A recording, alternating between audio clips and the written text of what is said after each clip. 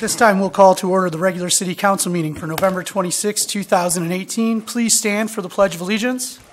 I pledge allegiance to the flag of the United States of America and to the republic for which it stands, one nation, under God, indivisible, with liberty and justice for all.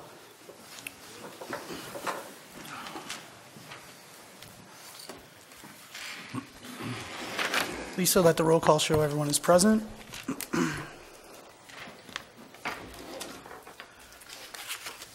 We'll move on to the approval of the November 12, 2018 minutes. I have a number. Councilmember Kivel. On page 2, about 3/4 of the way down, the sentence starts with business when the city itself may not, and there should be a B, compliant, okay? Page 5, the second line in the middle, serve, it should says serve out, it should be serve hour. And on page 11,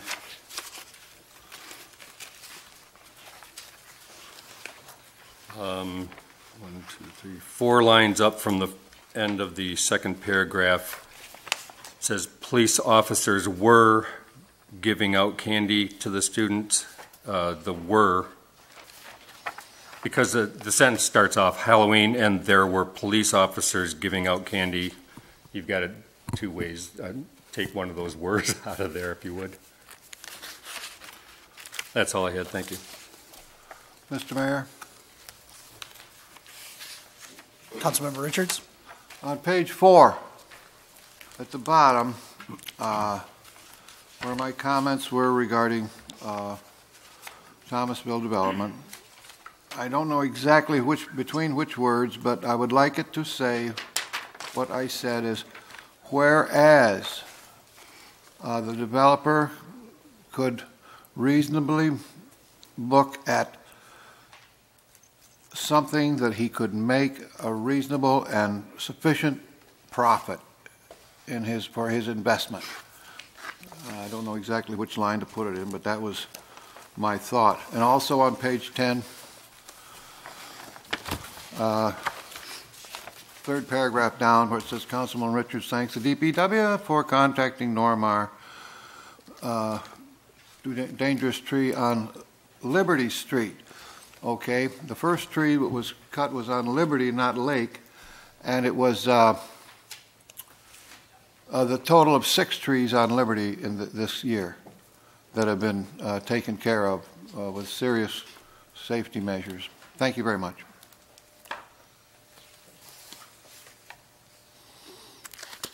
Anyone else with anything for the minutes from November 12th? I move the minutes as amended. I'll second. All in favor? Aye. Aye. Aye. All opposed? Motion passes. No bills this evening. We'll move on to the approval of the agenda. I'll move the agenda. I'll support. Discussion. Go ahead. I have a comment on section 7, the closed session. It should say attorney-client privileged communication dated November 20th, 2018.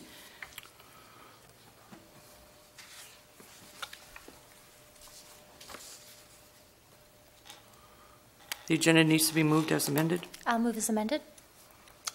All in favor? Aye. Aye. All opposed? Motion passes. At this time, we'll open for public comment. Please remember to state your name and address.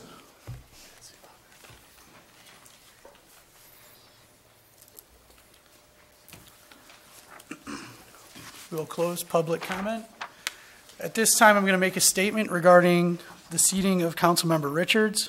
Good evening. As you may have noticed, Councilmember Richards will not be seated here at the table this evening due to the nature of his actions towards a fellow council member, which has been deemed inappropriate by the court of law. The city has been proactive to address this matter in this manner. Moving forward to the discussion of downtown, Mr. Donahue.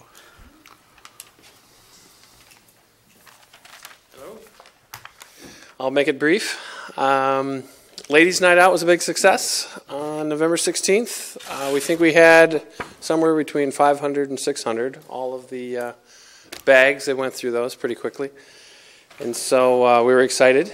Everybody seemed pleased. That was a good thing. Small Business Saturday, last Saturday, stores reported great sales, good volume. So that was a success. We had two weekends in a row, doing great. So why not go for 3 in a row? So December 1st, Cool Yule. We're excited. The parade keeps getting more units as we speak. So the parade's coming together nicely. The committee's doing a great job under the leadership of Mike Horlacher, First Presbyterian Church minister.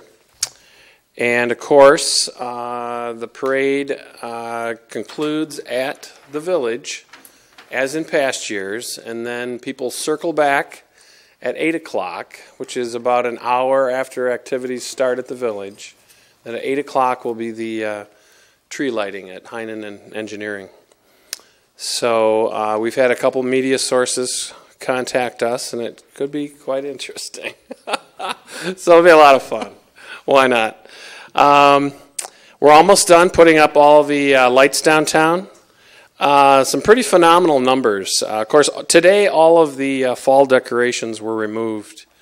And it is interesting to note that the orange lights, there were over 3,500 little lights on all those light poles. So we removed the corn stalks, pumpkins, and orange lights. And over the past week or so, we're putting up, which will be actually an additional more than 10,000 lights between the red and the white on all the lights downtown. So which we will actually have, when you add that to all the lights on the light poles with the garland. Paul and I were going over the numbers today. So we'll have about almost 18,000 lights downtown. And that doesn't even include the big tree. So pretty stunning when those lights go on Saturday, December 1st. That's all I have. Anyone have anything for Bob tonight? Really looking forward to the holiday season. It always looks so wonderful. So, Thank you. Thank you. Thanks, Bob. Thank you. Move on to old business number 1. Consider approval of Thomasville preliminary stage 1 plan development site plan.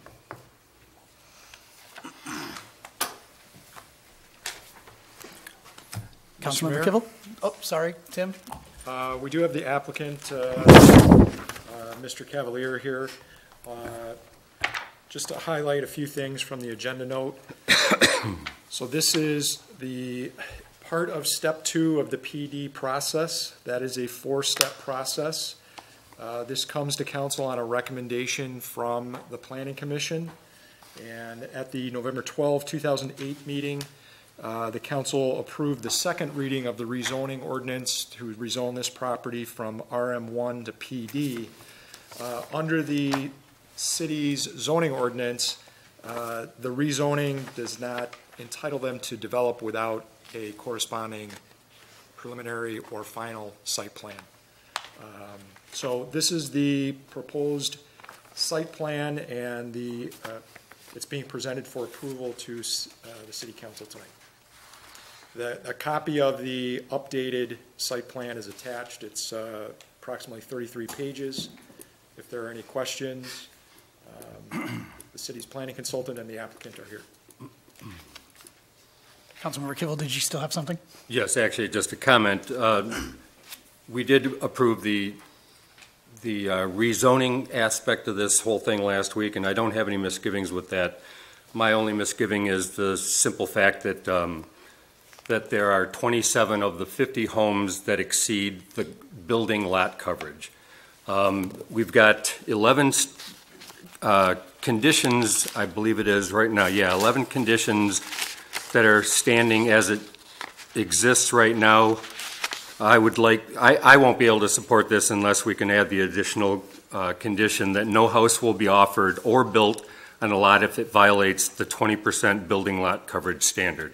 I don't think that that's asking so much. We've given them the entire community, but this will enjoy this additional 10% to the 35% lot coverage as it pertains to oh, for heaven's sakes, what's that, the term? The something soils. I'm sorry. Impervious. Yes, impervious soils. Wow. So I think that, I think we've been very accommodating in trying to make their life a little bit easier, but I don't think that we should end up stepping beyond that bound of 25% for a building to cover the lot that it's going to be setting on. Councilmember Kennedy, go ahead. As we've gone through the discussion on this development, the developers met with the residents of Phase 5 Colonial Acres. They've made concessions that the residents are in favor of. They've come to the council and made the comment that they are in favor of the development. The developer is also included on the notes, that number 3 note, that no house will be built on any one of the lots larger than what is currently contained in the site plan. And based on the activities of the developer, the feedback from the people at Colonial Acres and so forth, I would make the motion to approve the Thomasville preliminary stage 1 plan development site plan, subject to the conditions listed in the document dated November 26, 2018.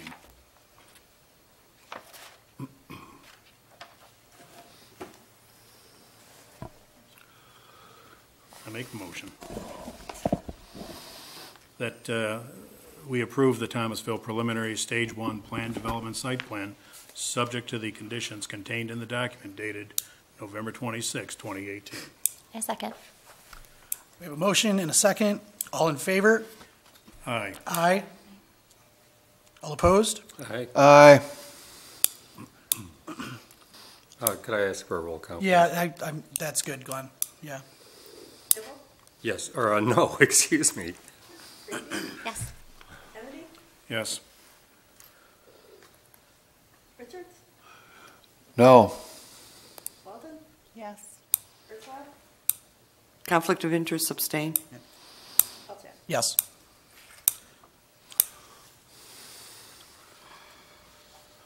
Motion passes 4-2. We move on to old business vacant property, 318 Lake Street.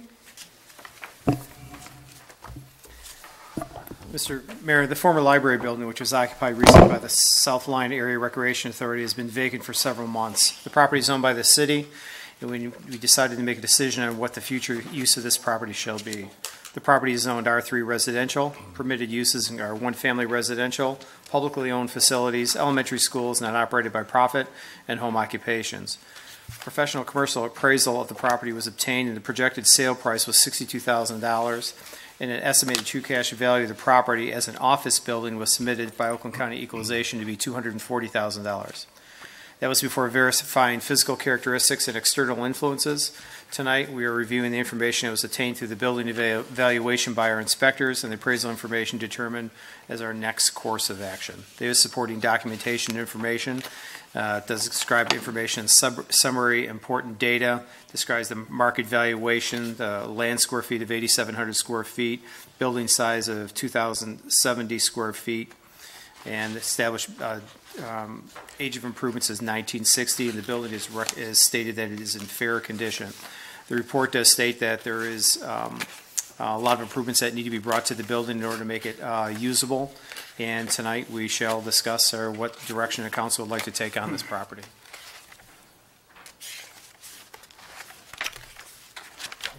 Councilmember Kennedy? Okay, we've had some discussions with the building inspector who brought in the estimate of about $120,000, and that's probably conservative for anybody that's done a rehab on a house like this or a building. I mean, I'm sure it'll go up beyond that. We've also heard from residents in the general vicinity that would like to see this returned to residential status. I don't see that we actually have a need for this building at this time. And I would make the motion to direct the city manager to engage a realtor, list the property for sale, and see what the market looks like out there, see what we could get for it. So I'd make the motion to request the city manager engage a realtor to list the property for sale and explore that possibility. I'll second that motion. Discussion. Councilmember Kurtzwell? I can't vote for the motion because I don't have enough information available to me. I think I would like to have the Cultural Arts Commission walk through the building and present to the city manager their ideas in terms of what they feel they could use the building for. I also would like to have the Cable Commission walk through the building and see if the Cable Commission has any uses for it. For example, a studio where they could do filming. Additionally, I would like to have all the departments walk through the building and see if they can be creative with some of the uses that they may want for the building. I think the cost right now is not an issue for me because I think if it goes to one of the creative commissions, if it's a joint use with the Cable Commission and the Cultural Arts Commission, we can have fundraisers. Other communities are able to do it. So the cost right now is not an impediment to exploring the ideas as to a use of the building. So I won't be voting for the motion. Thank you, Mr. Mayor. Yep. Councilmember Kennedy, or excuse me, Councilmember Kibble. Quite honestly, this is, I mean, to try to save that for property for city use, I think it's just a money hole. I personally favor the idea of it going residential. It's in my neighborhood, and I like the idea of having a much more benign type of activity taking place there. One of the problems that I've got with this is it's been compared to Brighton has a building in their downtown. It's a lovely building, and it's well suited in the middle of their downtown. You have municipal parking all around and things of that nature, so it doesn't stand out like a sore thumb. The notion that if this were to become an active center of activity, will have quite a negative impact on the abutting neighbors, people parking along the street. I remember when the Recreation Authority would have their sign-ups, there would be cars lined up all along the street, and when the buses and things were trying to get in and out of Warren on 10 Mile, it was nightmarish and dangerous. Luckily, that didn't happen very often, so you sort of turned a blind eye to it and hoped like crazy that everything worked out well. This isn't likely to end up being quite as benign as a twice-a-year kind of sign-up.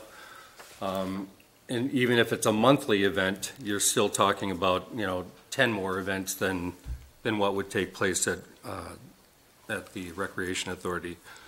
As I said, some of the neighbors have also spoken to the idea that they like the idea of it becoming just a home as well. They like the idea of new neighbors. I like the idea also of having tax revenue generated from what is zoned as an R3 lot. So that's my 2 cents worth. Well, we have a motion and a second on the floor. All in favor? Aye. Aye. Aye. Aye. All opposed? Aye. Aye. Aye. Motion passes.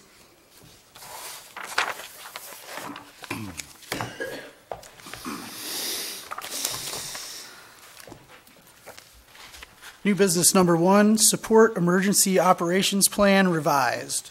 Recommendation is to approve the resolution adapting the revised Support Emergency Operations Plan. Mr. Mayor, I could speak to the background on that. Thanks, Chief. Some time ago, council designated the police chief as emergency management liaison, and over the years I've been dealing with Homeland Security up at Oakland County. The last time our Support Emergency Operations Plan was updated was December 9th of 2014. The plan is good for 4 years. It's necessary to make the city eligible for federal and state disaster funding in the event of a major disaster, either natural or man-made. So I went through and revised the Support Emergency Operations Plan. The one under consideration tonight is a little more extensive than the one from 2014. It's already been reviewed by Oakland County Homeland Security. A few tweaks were made to make the county folks happy, and we're now asking council to approve that plan so that we can get the required signatures and get it back up to Oakland County Homeland Security prior to the expiration of the old plan, which is December 9th. Thank you. Councilmember Parisian. Thank you, Mr. Mayor. I see no qualms with this. I'll make the motion to approve the resolution adopting the revised support emergency operations plan. I'll second. All in favor? Discussion? Oh. Councilmember Kurtzwell? What happens, just as a point of parliamentary procedure, is that you really don't start discussing the item until it's before council. And it doesn't get before council until you have a second. So I think we've been doing a little bit of backwards where you discuss first and then do your motion. The proper way is make a motion, get it seconded, get it in front of council, and then start your debate. I have questions on this. Is that I noticed that on the area on page 3, it lists the functions, the assigned agencies, and the primary points of contacts and the phone numbers. I just want to know, how were these people picked? What was the process that somebody went through to select these individuals and make them a primary contact, a second alternate, or a third alternate?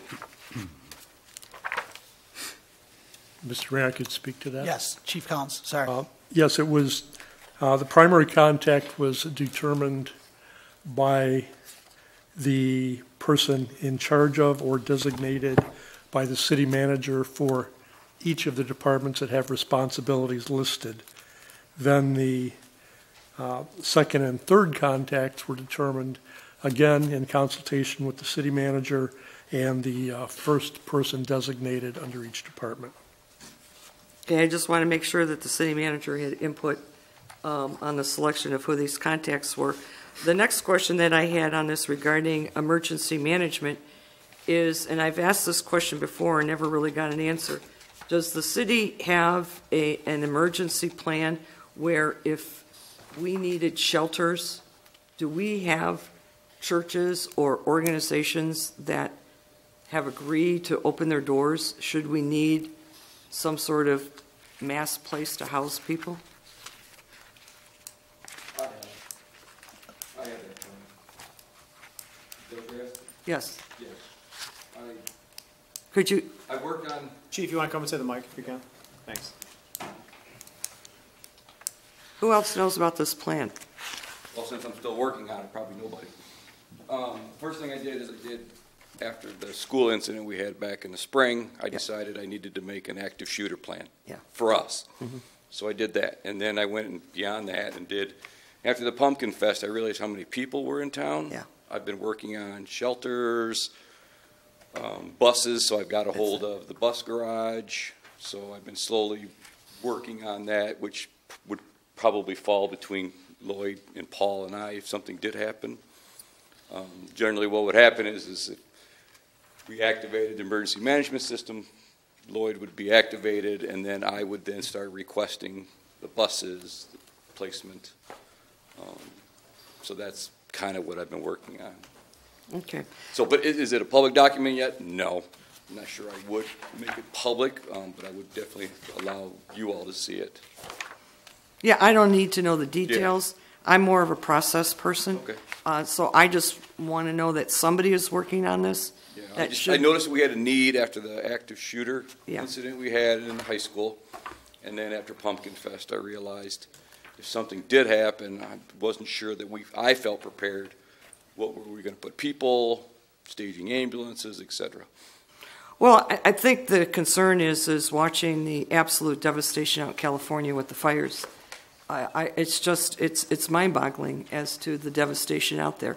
And where do all those people go? Those tens of thousands of people go? Yeah. Well, we may not be susceptible to a fire like that, but we sure could be susceptible to a tornado. Sure. That could just devastate the town. And where would all these people go?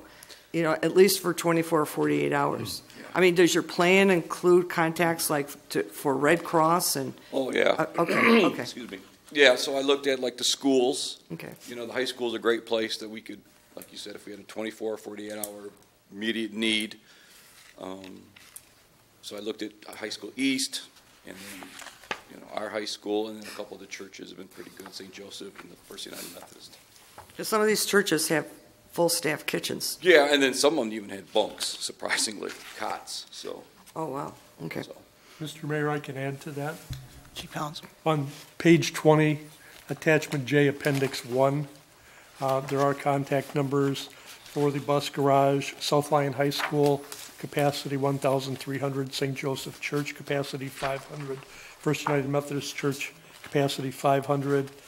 There's food and family care resources listed, Salvation Army, American Red Cross, and assistance with functional needs care services, South Lyon Senior Care and Rehab. And we also have a contact number for a language line in case of any language difficulties. If I may add to that, Mr. Mayor, we're going over some of these things to make sure we're all in detail and make sure everybody knows the responsibilities, not just the three of us that are going to be handling most of the responses based upon which individual department members or members of the community are going to be assisting, but we are not only looking at fire, we're looking at other sort of threats, we're looking at train derailments, all those type of things based upon what area that they may have in. And those are future meetings that we'll have, and we'll be briefing you on some of those things so you can see actually in a plan about what would potentially take place. You know, if a train derailment happens on, you know, the east side or the west side, based upon that, what potentially could happen if there is certain sort of chemicals or even trucks that are transported through town also. There's a lot of different scenarios that we have to go over, as well as handling some of these exercises so everybody can be on board, so no one's running around like a chicken with their head cut off in case something like this happens. You can never operate perfectly in a situation like that, but when something happens, you can be prepared as best as you can, and we hope to be able to work with all the other local jurisdictions as well as with the school systems and specific departments within the area. That goes to my next question. My next question, it was sort of addressed, but I sort of wanted to expand upon it, is the linguistic assistance. I believe in the South Lyon School District, over 15 languages are spoken. So in my subdivision alone, I think we counted up over 7 languages are spoken. English is a second language, it's not a first. So do you have a list of individuals that speak a lot of languages? I mean, I deferred Lloyd. I mean, what languages are being explored? Because you have a woman on the Cable Commission that speaks Farsi, which is fabulous. I believe in my subdivision we have individuals that speak Chinese, South Korean language, Spanish, of course, Hispanic, French. So are those people on the list? Do you have a list? Mr. Mayor? Chief Collins, go ahead. The language line covers all of those languages and more. We don't have individuals listed on a list. Well, I would think if you're using a line that it has access to everybody in the county, it may be a little bit jammed up in an emergency. Who knows? I would think you would want a secondary list of individuals in your community that could be of assistance language-wise.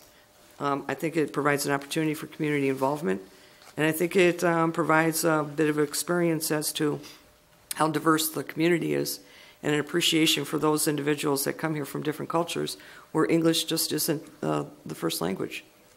I mean, that's just my 2 cents. Great. Thanks, Chief Boven. Thanks, Chief Collins, for your feedback on that. That's great. I'm glad we're working on that. So we had a motion on the floor in a second, and then a discussion, so we'll vote now. All in favor? Aye. Aye. Aye. All opposed? Motion passes. Nicely done, guys. We'll move on to the budget this evening. Anyone have anything for the budget this evening? Okay. Move on to the manager's report. A couple things I want to update council on is the Bonner Properties representatives of the city will be inspecting the buildings located on Lafayette and Lake Street during this week.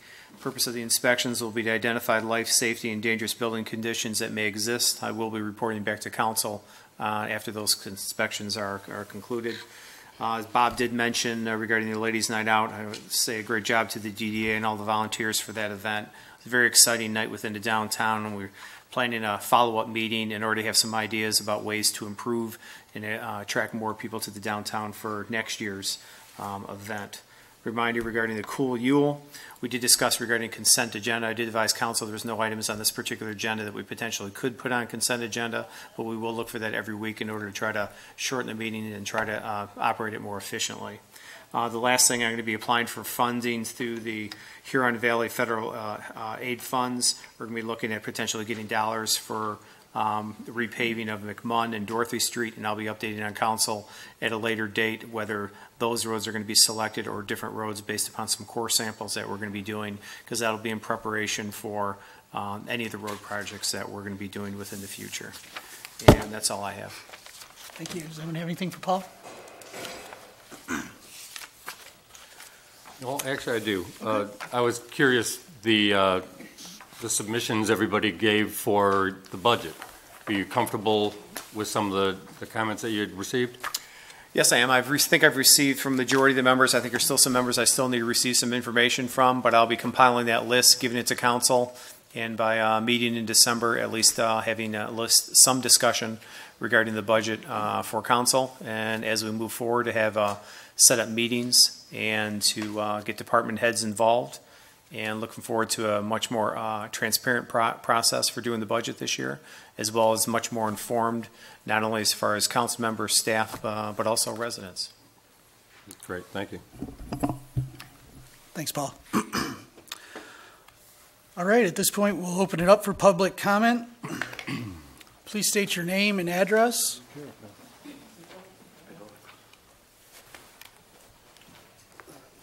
Yes, Ryan Lair, 716 Grand Court. I'm here tonight because I attended a court hearing in Oakland County Civic Court today, and and that will come out later at the appropriate time. But during the hearing, Councilperson Kennedy disclosed information that was in a closed session, and it so happens that the judge that we had at the civic hearing was a city attorney for over 20 years. He admonished Mr. Kennedy and told him that he better be careful on what he's talking about in a closed hearing. And Mr. Kennedy replied directly to the judge that all of those meetings are now public. They are not. If you have voted on a closed session, I am not aware that council as a whole group voted to make that closed session now public. I asked the city attorney that we were in courtroom W3. I forget the judge's name, but I know you can get video and audio transcripts and find out if there was any violation of the city charter and the city code pursuant to closed sessions. We need to start following the rules. No one is above the law, and I'm really getting sick and tired of people not following the rules. Mr. Kennedy, you know the rules. You know what closed session is. You aren't any favorite anybody else on council. Thank you. Thank you.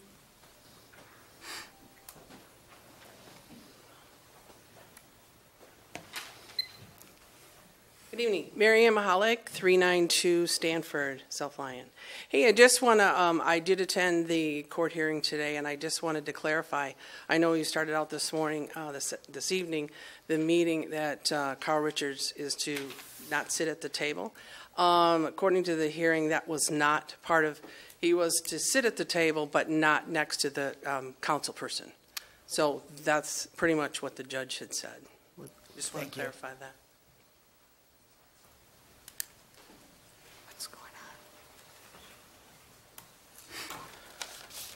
At this point in time, we'll close public comment.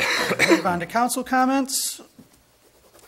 Councilmember Kennedy, why don't you get us started tonight? Thank you, Mr. Mayor. Just to reemphasize what Bob Donahue and Paul Zelnick have already mentioned, I just want to remind everyone about the Cool Yule that will take place on Saturday, December 1st. There's a Facebook page for it that has a complete list of the activities taking place throughout the day, starting at 10 in the morning. Remember that the lighted parade is at 6 p.m. on Lafayette Street between Whipple and Dorothy Streets. that Santa will be at the Historic Village at 6:30 as they light the city tree.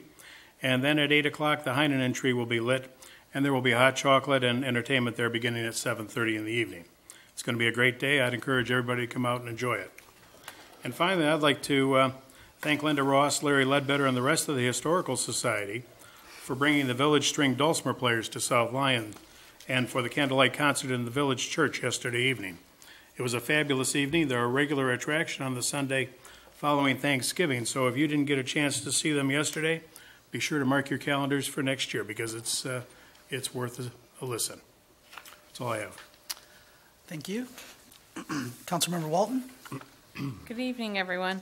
I look forward to Cool Yule, so I'll be there this weekend.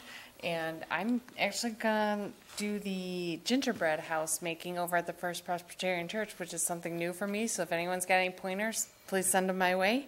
And I would like to congratulate the First Presbyterian Church on their sock collection. They were collecting socks for local shelters. They asked for 500 pairs. They received almost 700 pairs, which is excellent.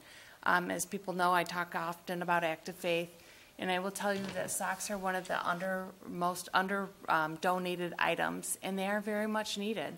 So again, when you're dropping your food collections in the basket, maybe you could drop a couple pairs of brand new socks as well. And I want to ask people to think about what they post on social media in these groups about our local businesses. We're reading them, our neighbors are reading them, people interested in our community are reading them.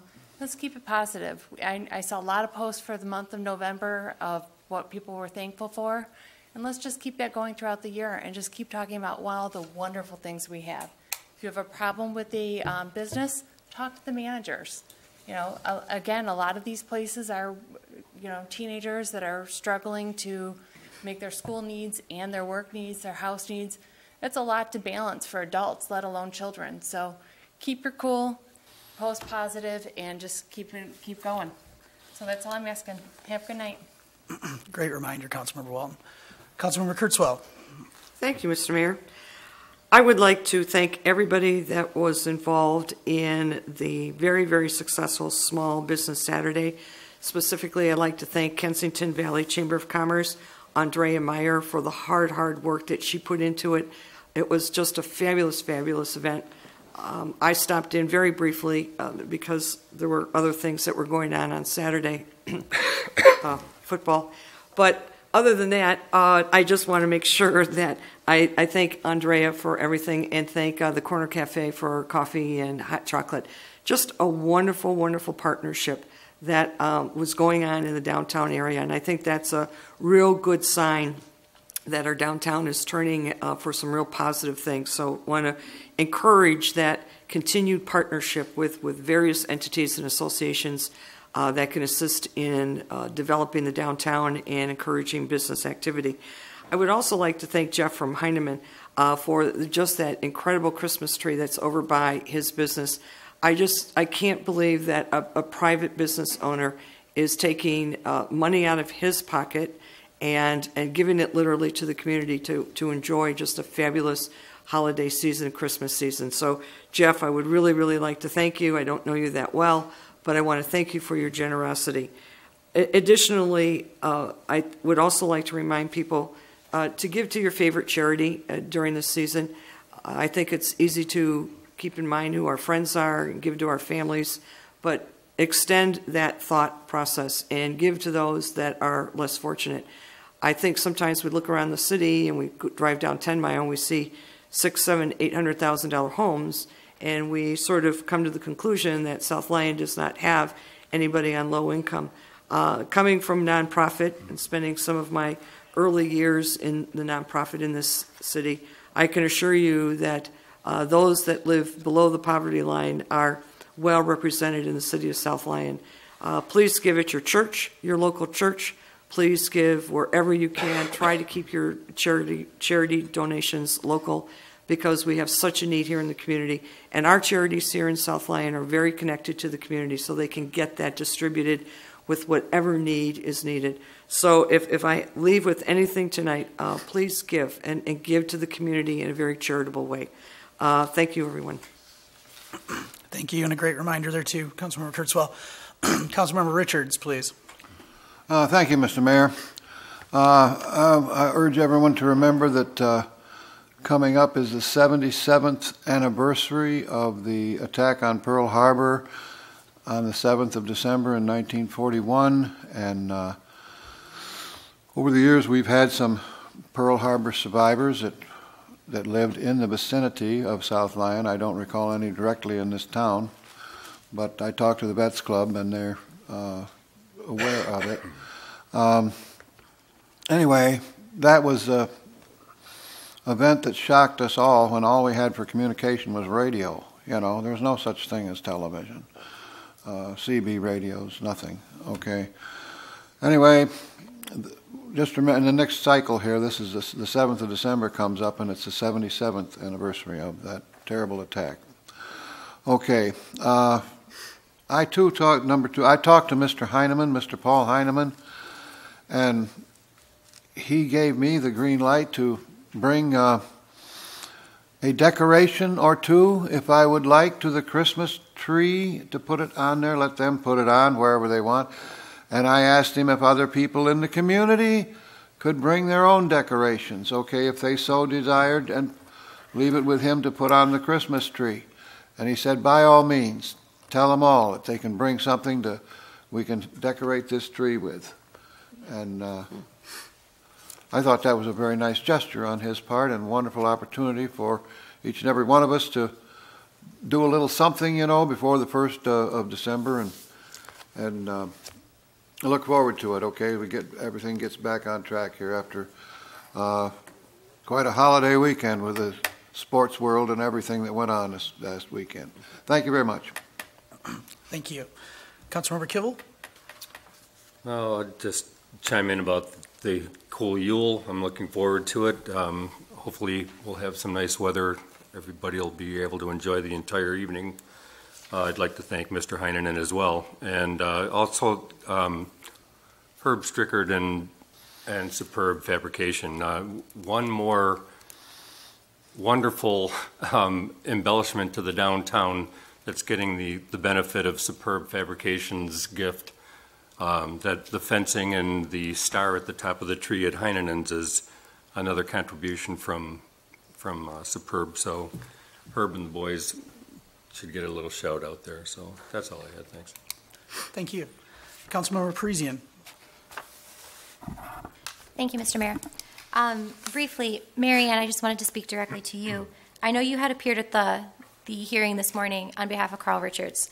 I think you may have misheard what the judge had said. Due to the sexually charged nature of Carl's conduct and his words, and due to the repeated habit that he has toward women, the judge had indicated that he does have a right to be on council, but he granted the PPO indicating he can't be anywhere near me for the next year. So he can be in this room, but he can be as far away from me as possible. And if you've noticed, he only sits a couple seats down from me. So to protect myself and my safety, the judge had felt that it is in the best interest to issue an order requesting that he can still be at council only for council business matters and nothing else. And he can be in this room and he can participate, certainly, because he has the ability to do so, a duty by the charter and the duty by the law. He was elected. But he must be as far away from me as possible, and that is a comfortable distance. I'm saying for my own safety, it's a comfortable distance. And I believe the judge would say the same, being as he said specifically, he's fine to be in this chamber, but he can't be anywhere near me, and that's too close for comfort. Thank you, though, for coming to the mic. I appreciate your concerns. I appreciate you saying your side. That is my comfort. The judge issued the order for me, for my safety. Yes, yes, and that is a comfortable distance. He can be here, and he can have his right. This isn't a dialogue. This is me speaking to you. We're not going to go back and You don't forth get the here tonight. opportunity. You don't get the opportunity to speak. You can come to public comment again and speak. Absolutely, you have the right to do so. But I'm speaking directly to you. So for my safety, for my protection, due to the sexually charged nature of this man's actions, the judge found in my favor and said he is more than welcome to sit here in this chamber. He doesn't have to sit next to me. He can sit anywhere he wants. Moving on to more important business matters. Cool Yule, we're all very excited for. Additionally, Small Business Saturday was a huge success. I walked around town and spent the afternoon visiting business owners, and everyone had full stores, and I was pleased to see that everyone was actually shopping small town. And lastly, thanks again to Jeff Heineman engineering. The tree is fantastic, and I had a little private tour there, and I'm excited to see what he's bringing to the city and what the future holds for his business. Thank you, and have a good evening. I'm just going to reiterate a couple things. I hope everyone had a great Thanksgiving. We have Cool Yule. Let's make sure, let's follow the end of the parade all the way and see all the hard work our good friends in the historical village have put up, and check that tree out. I love the big tree too. It's just, let's make sure we're, we're hitting all the bases there. So hopefully the weather will be nice too for everyone. And then really quick, I wanted to thank a friend of mine, Kelly Panoff, who was in charge of the third turkey trot this year. And folks, it was cold out there. Made the mistake of leaving my gloves in the car, but we got the air horn to go off and the blowhorn, and it was a great turnout. And I hope everyone was running fast and got a good stretch, because it was definitely chilly out there. So, looking forward to seeing everyone at Cool Yule. And with that, we will actually be looking to make a move to go into closed session. I'll make the motion to go into closed session. I'll second. All in favor? Aye. It's going to be a roll call. Okay, thank you, Tim. Kibble? Yes. Reedy? Yes. Kennedy? Yes. Richards? No. Walton? No. Kurzweil? No. Elshad? Yes. Motion fails. It requires a 2/3 vote. That's okay, we can do an open session. So with that failing, do we just look for a motion to adjourn this evening? Do we let that just die on the floor and we hang out for a few minutes? What's the direction here? Well, to be very specific as to the purpose, the intended purpose of the closed session, I would not encourage you to discuss attorney-client privilege communication in an open setting. Right. Mr. Mayor. Councilmember Parisian, go ahead. Attorney Wilhelm, can you quote the language from the charter that indicates we need a supermajority? It's in the Open Meetings Act. It's the That's Open okay, can you Meetings quote Act. that language? I'll wait. I think it's 267 or 257. Councilmember Kurzweil, I wasn't asking you. You're getting an answer. Let's keep it clean, folks. Mr. Mayor, Mr. Wilhelm. in response to the question, MCL 15.267, closed session, roll call vote, separate set of minutes, section 7. 1, a 2/3 roll call vote of members elected or appointed and serving is required to call a closed session except for the closed sessions permitted under 8A, B, C, G, I, and J. The roll call vote and purpose or purposes for calling the closed session shall be entered into the minutes of the meeting at which the vote is taken. The proposed closed session was to go under 8H. So the language from section 7 is except those listed, it's a 2/3 vote requirement. 2/3 of 7 is 5. That's right. I'm satisfied, thank you. Councilmember Kibble? In the event that this is actually specifically going to be a conversation about a particular member, should that member be allowed to vote on the actions? Well, to answer what I believe is your question, to go into closed session to discuss attorney-client privilege communication would not be a vote about the member's conduct.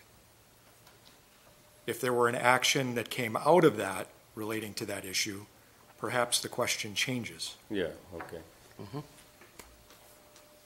Councilmember Parisian. Thank you, Mr. Mayor. I have no issue staying in open session and not allowing Councilmember Richards the ability to vote, being as this is a matter that refers to his conduct. And per the charter, that is within the ability to do so. He doesn't have the ability to vote on matters regarding his conduct. So if we stay in open session, I'm fine with that, so long as he doesn't get the opportunity to vote. And that's up to council if they want to go that route. But you'd lose the ability for the attorney-client privilege. I'm fine with waiving it if council is. I would entertain a motion for a 5-minute recess. To what end? For what? To speak with the city attorney. I'll make the motion for a 5-minute recess to confer with the attorney. I'll second. All in favor? Aye. Aye. Aye. All opposed? Aye. Motion passes. See you guys in 5.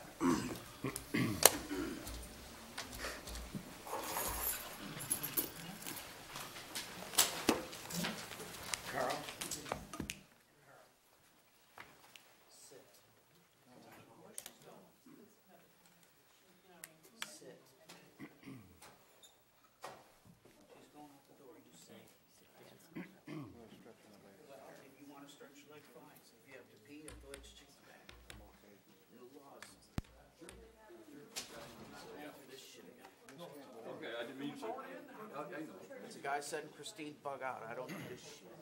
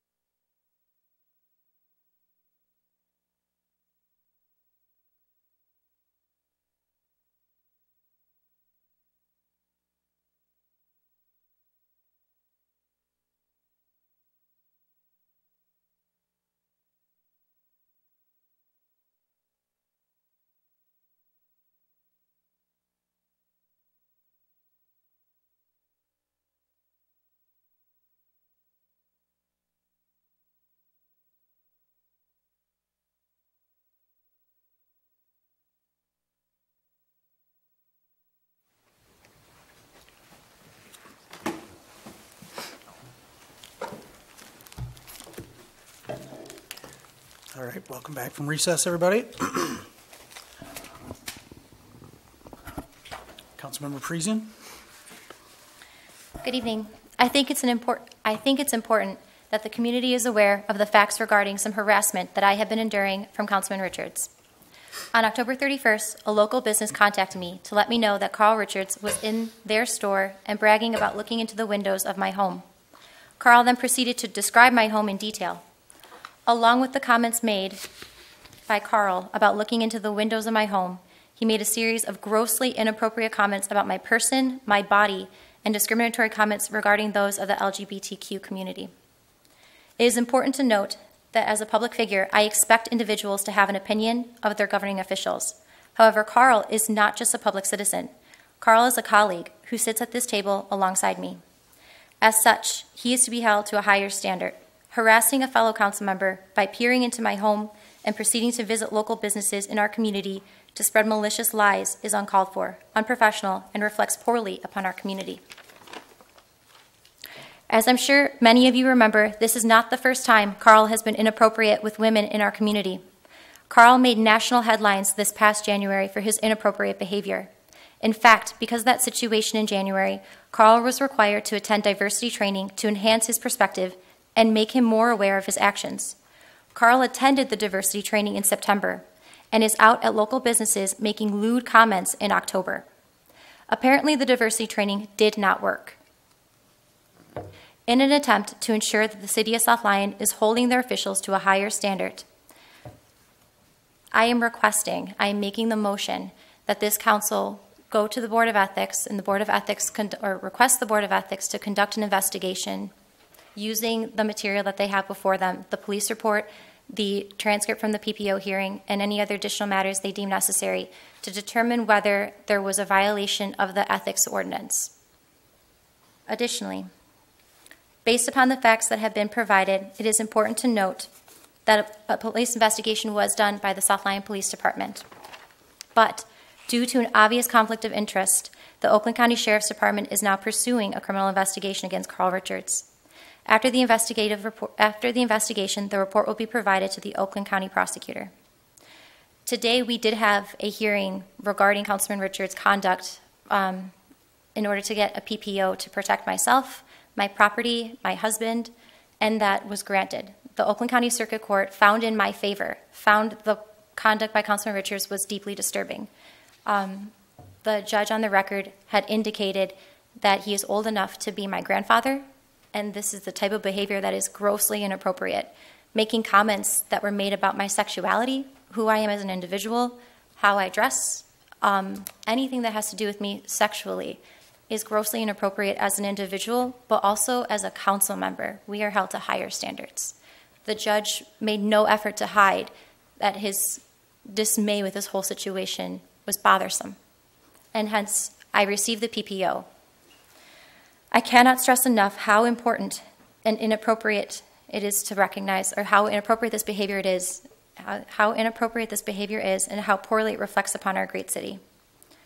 Carl Richards should not sit on this council. This behavior exhibited by him will only continue, and inevitably it will cost the city money, and it will continue to make headlines, and South Lyon will not be making headlines for positive strides that it makes, but for the negative things, such as what Carl Richards is exposing himself to. Again, I humbly request this council to support the motion, to let this go to the Board of Ethics, let them investigate based upon the materials that have been provided through the PPO hearing transcripts, through the police report from the South Lyon Police Department, and any other investigative matters that they think are necessary to determine whether there has been a violation of the ethics ordinance. Thank you. I'll second the motion. We have a motion and a second. I got a comment. Councilmember Kivel. So if the Oakland County, I'm assuming it's a special investigation unit, would be taking this from Oakland County Sheriff's? Okay, so, I mean, we're looking at probably a couple of months before they end up coming to any kind of conclusion. So then you're looking at another month from then, at least, for the prosecutor's office to weigh in on whether or not they think this meets the threshold to take action on. So are we just going to go through this at various levels. We'll do one thing now with the Board of Ethics where they'll weigh in on all the stuff that they've got now, and then 2 months from now when the Special Investigation Unit weighs in, and then a month from then when the prosecutor's office. So we're looking at, what, 6 months from now we'll come to some conclusion? Councilmember Parisian? Thank you, Mr. Mayor. So it's my understanding that when the investigation is done by the prosecutor's office or by the Oakland County Sheriff, that is a criminal nature.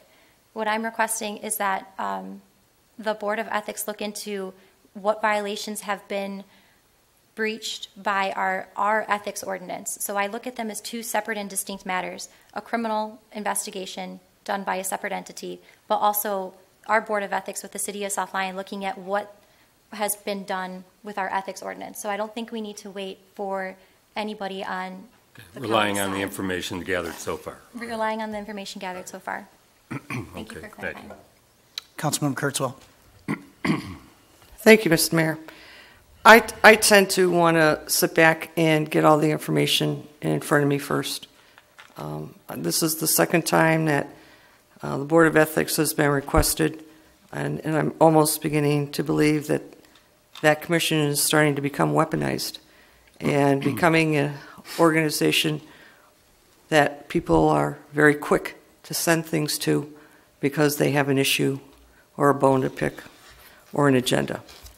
So I would like to get all my eggs in one place. I would like to see the report that's going to come out of Oakland County. I would like to take a look at the criminal report that I understand City of South Lyon found no liability at all. So I'm not quite sure what the Board of Ethics is going to investigate, except somebody has an interest in pursuing further issues with Mr. Richards. I'm not even sure I know what happened. I understand a conversation took place, but I really don't know the details, and I've asked very, very, very few questions about this. As far as I'm concerned, this was the conduct of an individual in his private life. He had a private conversation with a business owner, which blew up. So I guess the word of the day is be careful who you talk to. You're entitled to your First Amendment. I don't like it all times. I can recall this past winter, or 2 winters ago, in January of 2016, when I was down in Washington, D.C. for President Trump's inauguration. There for the inauguration on Friday, and on Saturday I was at the Women's March. And I saw the most disgusting, horrible, horrendous display of vulgar pictures that I have ever seen in my life, and it came from women. So the vulgarity that we may be talking about, I don't know what it is, but the vulgarity that I saw at the Women's March was despicable. Turned my stomach. So it was First Amendment, though. Those women had a right to say whatever they wanted to say. They said it, and they moved on to the next day. So I'm not quite sure what the issue is, if somebody is offended that comments were made about them or her. People have not been pleasant to me, but I haven't had to resort to other legal issues or take additional legal stands because I've never really felt threatened. I've always felt like I have been able to take care of myself for the most part, except for the night when Don Beagle was here. That was a different story. Guess I could have gone out and gotten PPO on that one, but I didn't. But it is what it is, and you move forward. I don't have the information that I think I need in front of me right now to send to Board of Ethics. I'm not even sure if that is the place where this should go. I think the court systems appear to be handling this, and maybe that's where this should just stay. I am very, very concerned about the city coming out with a code of what people can say, what they can't say. Despite as vulgar as it may be, as disgusting as it may be, I am very concerned about government's role in telling people in their private lives what they can say and what they can't say. Because remember, this will involve Board of Ethics coming out with a recommendation. It will involve City Council taking a look at it. And I quite frankly don't want to have anything to do with First Amendment issues. I do not want to be a part of government telling people what they can and cannot say. As to the conduct, that's another story. But the free speech is something that's disgusting. I don't know what was said, but I don't know if I ever will, because I don't know if I'm that interested. That's my 2 cents. Councilmember Kivel. I'm interested in knowing how, okay, in the event that this is pushed through, what's the process? How will they engage in this? We've got 3 of a 5-member body that's already populating that board. Yeah, so, Mr. Mayor, the Board of Ethics has 3 appointed members. There are 5 authorized by ordinance. They do have a quorum to meet. There is a meeting scheduled for December 6th. And they are strictly an advisory and recommending body. So they would evaluate the information, determine whether there's anything else they need, render a report. It would come back to council because that's the referring body. And then council is free to take action as necessary. Okay. And if you remember we've gotten information that speaks to the idea that the ethics code that we have already impaneled has clauses in there about civility and, behavior of the way you comport yourself as a council member. So there are standards already established. So. There's a motion and a second. Yeah, I'm just sorry. I understand Councilmember Kurtzwell's concerns about the First Amendment, certainly. I guess I don't understand the problem in allowing the Board of Ethics to decide if that's the case, if it was only Mr. Richards' First Amendment right to be able to say what it is in a local business. As you said, as disgusting as it may have been. So with there being a motion and a second on the floor, I will take the vote for all in favor of sending this to the Board of Ethics for review. All in favor? Aye. Aye. Aye. All opposed?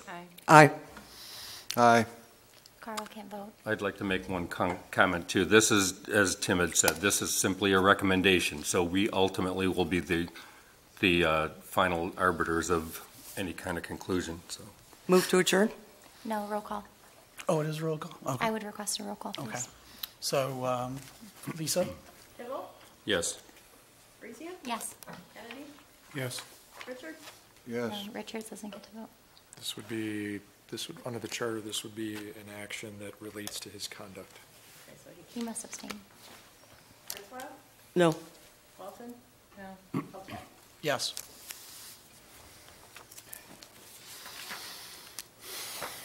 Make a motion, we move back to regular session. Oh, we never did go to closed session, that's right. Forgot that We did part. have a motion to adjourn from Councilmember Kurtzwell, so we're looking for a second. I'll second. All in favor? Aye. Aye. Aye. Bye. Good heavens.